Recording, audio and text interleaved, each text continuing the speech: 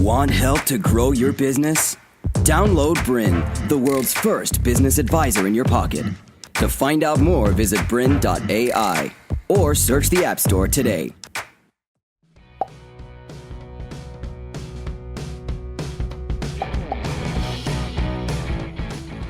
Welcome to the Courageous Leadership Series. I'm Mandy Holloway, and we're about to undertake the second episode in a 12-episode series. Today, we're looking at how to choose what to focus on as a leader. And it's very much around you becoming the best kind of leader you can be and that you need to be in order to realise the potential of your business. Really invite you to ask questions, share insights, come to the social media pages and get involved. Use the hashtag Courageous Leadership.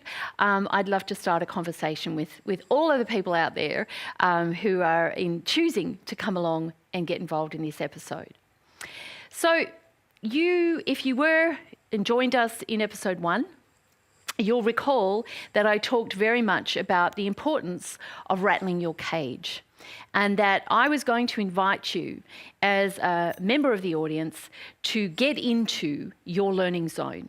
That we come with our habits securely, locked inside our cage, and that what we want to do as a leader who's on a journey to be more courageous and realise even greater potential in your small business, we need you to be operating in your learning zone.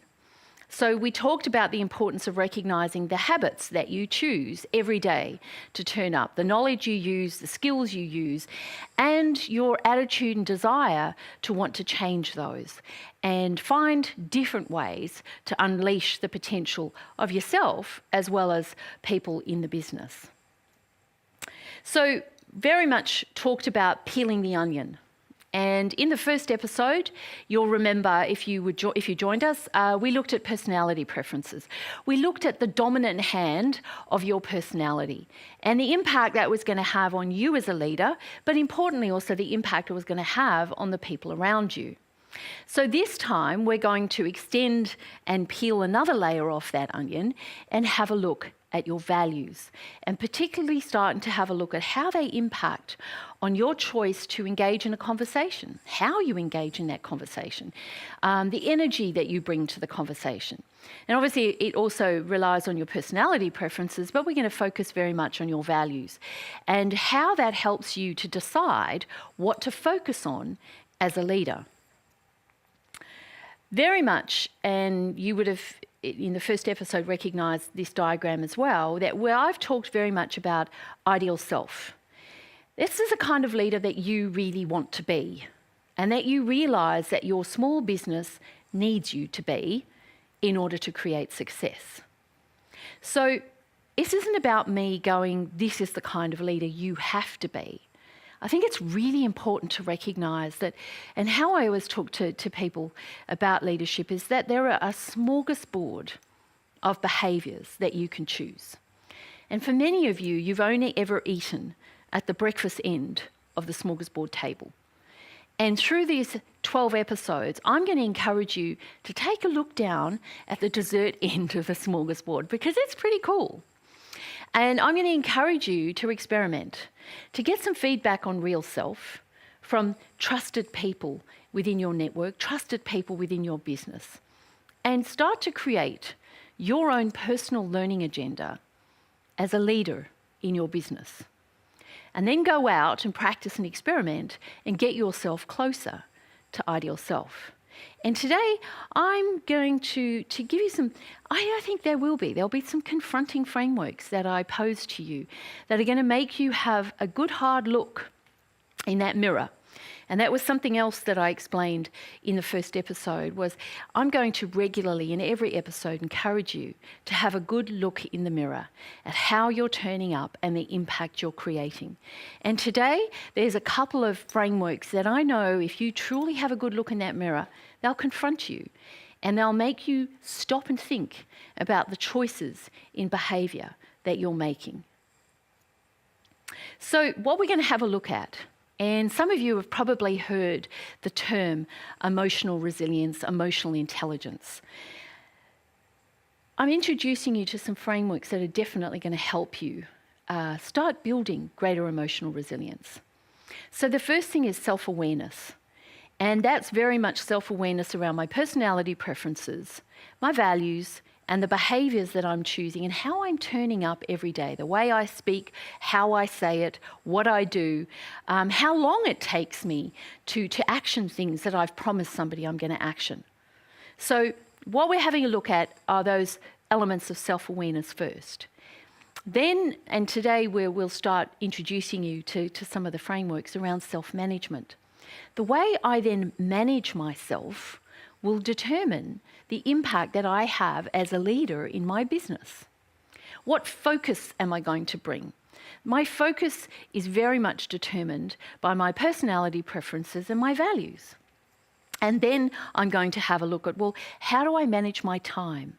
Because one of the things I'm going to say to you is you can't manage and lead other people until you are managing and leading yourself really well.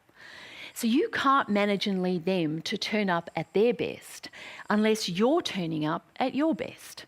So we're going to have a good hard look in that mirror around how you're choosing to manage your time, how you're choosing to manage your energy, and then very importantly, how you're managing how you're choosing to manage your tasks. And that's very much around workflow and how you delegate and the amount of time that you invest in delegation. Now, later in the series, we're going to have a look at managing your emotions, but that's also a very, very important part of self-management. So, we start with values. In the last episode, we looked at personality preferences. This time, we're looking at values. I often used to just get people, I'd give them a blank piece of paper, and I'd say to them, what are your top 5 values?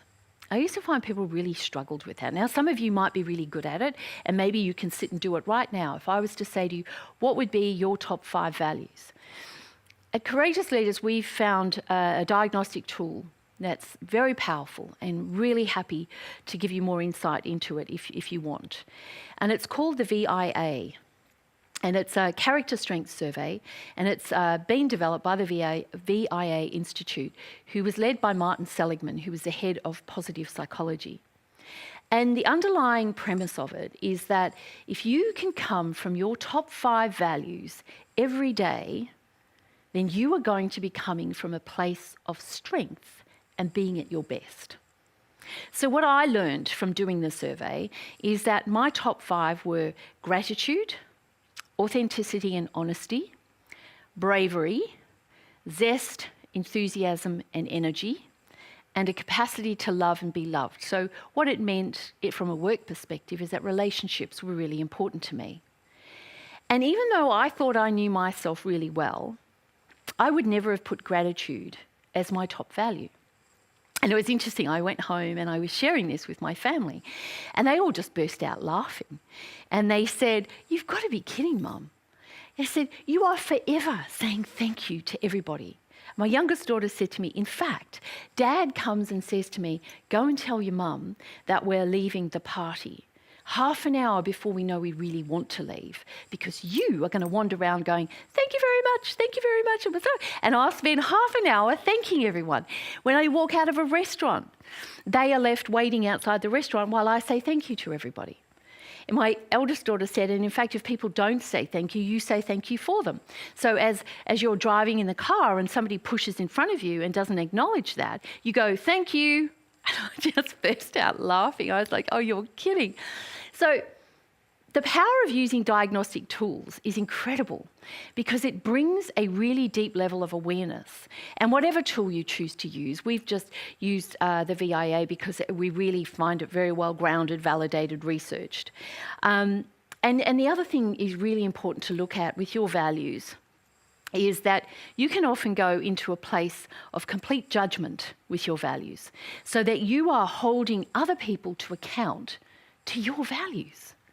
So you have to learn, and which is where this tool is really powerful, you learn to go to your bottom ones because they're the ones that you have to sometimes use to overlay over your top 5 to bring out your true potential. So you would have to look at as an example, for me, it's self-regulation and self-control. So, Mandy, it's not all about you all the time. You have to step out and get yourself into somebody else's shoes and not expect them to be as grateful as you or as brave as you, because not everybody has those top 5 values that you have. So I think whatever you use to explore, it's really important, and I really encourage you to understand what makes you tick as a person, your values, and then be aware that you can go into a place of overuse and judgment, and that will impact on the focus you bring as a leader in your business.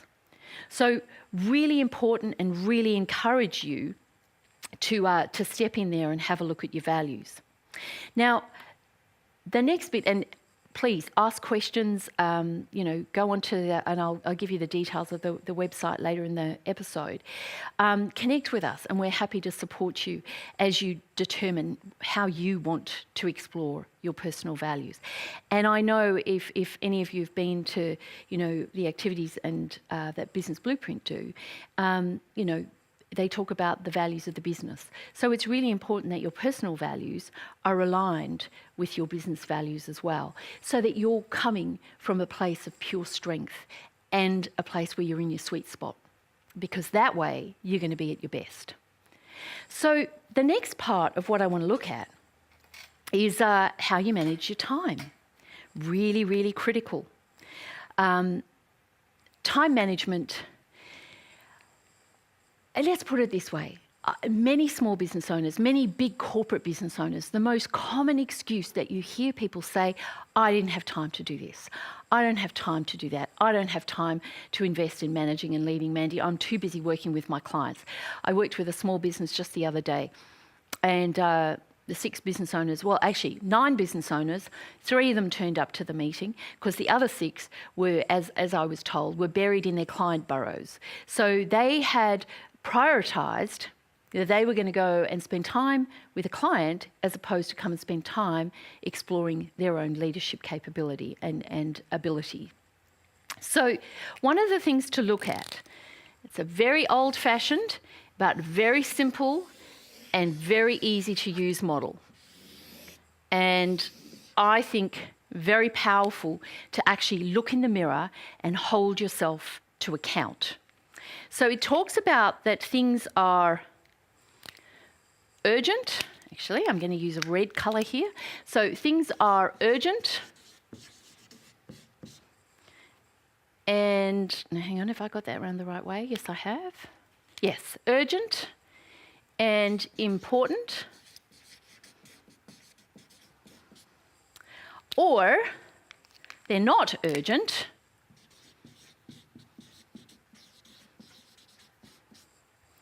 and not important. So on that basis, what you can do is every day hold yourself to account. I often say a challenge, look in that mirror and audit yourself. Where am I spending my time? What choices am I making? So when things are urgent and important, that's called quadrant 1.